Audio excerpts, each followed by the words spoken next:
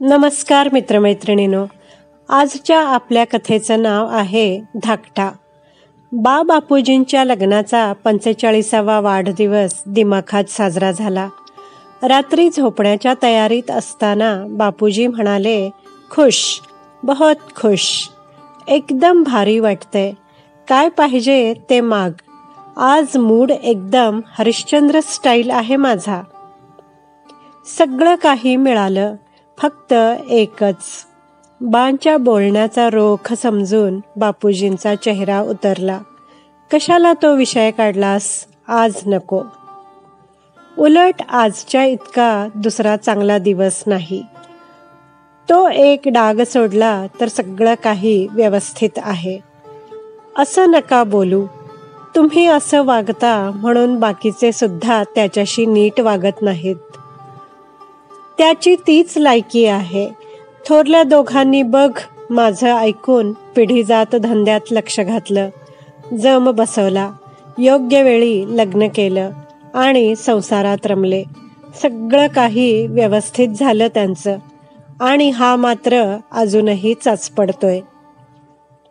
उगीच बोलायला लावू नका.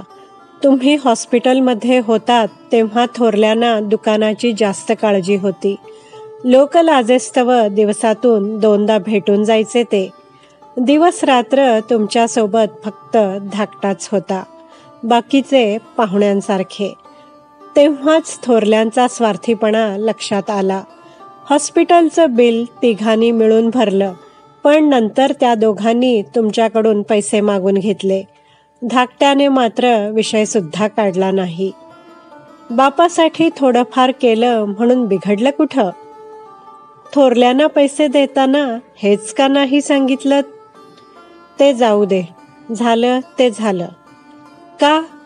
ते दोघे आवडते आणि धाकटा नावडता म्हणून? काहीही समज. उद्या गरजेला तर फक्त धाकटाचा आधार देईल, हे कायम लक्षात असू द्या तुमच्या.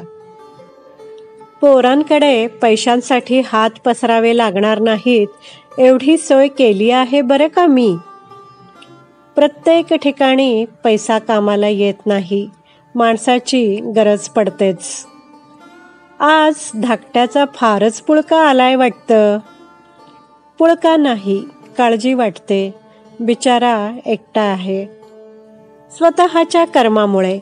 बापाचं ऐकलं नाही की अशीच गत होणार. बिन लग्नाचा राहिला याला तो एकटा नाही तर तुम्ही पण तितकेच जबाबदार आहात.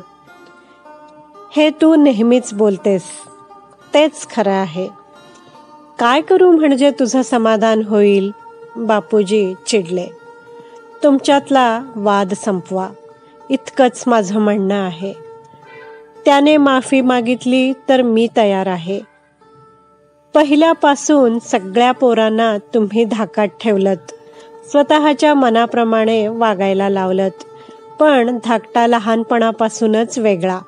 बंडखोरपणा त्याच्या स्वभावातच होता. बापजाद्याच्या धंद्यात लक्ष न घालता नवीन मार्ग निवडला आणि यशस्वी झाला. हेच तुम्हाला आवडलं नाही. इगो दुखावला गेला तुमचा. याचाच फार मोठा राग मनात आहे तुमच्या. तोंडाला येईल ते बोलू नकोस.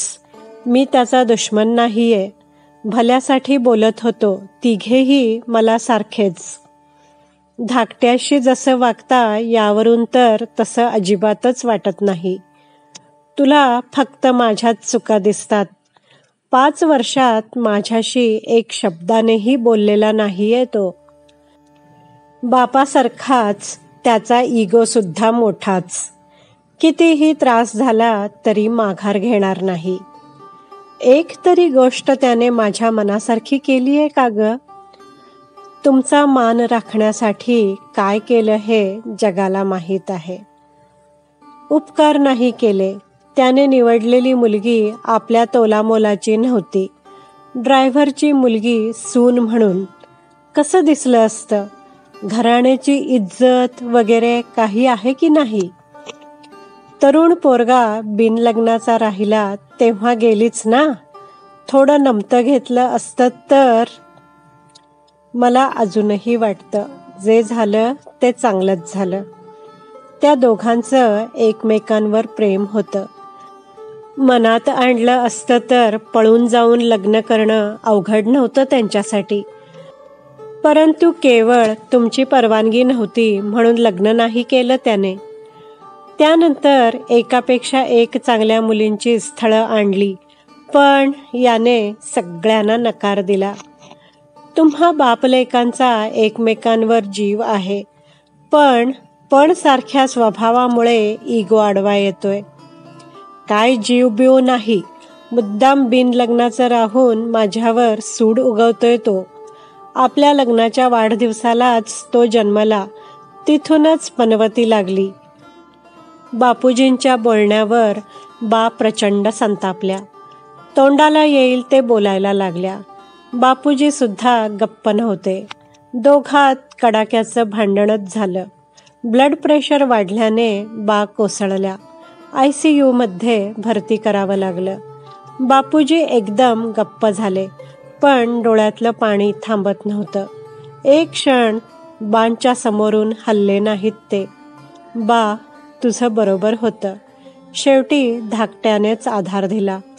मी त्याला माफ केलं, माघार घेतो, पण तू रुसू नकोस.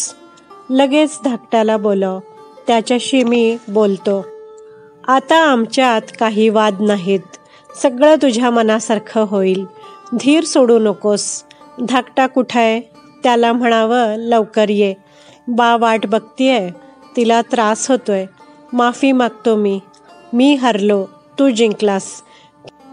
हातवारे करत बोलणाऱ्या बापूजींना पाहून रूममध्ये आलेल्या नर्सने विचारलं, काय झालं? बाबा कोणाशी बोलतायत? माझ्या आईशी. त्या कुठे आहेत? 8 दिवसांपूर्वीच ती गेली. तो धक्का सहन न झाल्याने बापूजी बिथरले. आपल्यामुळेच हे घडलं या ठाम समजुतीने प्रचंड अस्वस्थ झाले आहेत. काळाचं भान सुटलंय. सतत आईशी बोलत असतात. हातवारे, येरझारा आणि असंबंध बडबड सुरू झालीये. मध्येच चिडतात, एकदम रडायला लागतात. म्हणून इथं आणलंय त्यांना. आता सकाळपासून सारखं धाकट्या मुलाला भेटण्यासाठी जीव कासावीस झालाय. त्याला म्हणून 1000 वेळा मलाच सांगून झालंय. मग त्यांना बोलवा ना, नर्सने सुचवले. रूममधला माणूस उत्तरला, मीच तो धाकटा. मित्रमैत्रिणींनो, कशी वाटली तुम्हाला ही हृदयस्पर्शी कथा? आवडली असल्यास लाईक करा, शेअर करा, कमेंट करा. माझ्या चॅनलला सबस्क्राईब करायला विसरू नका. धन्यवाद.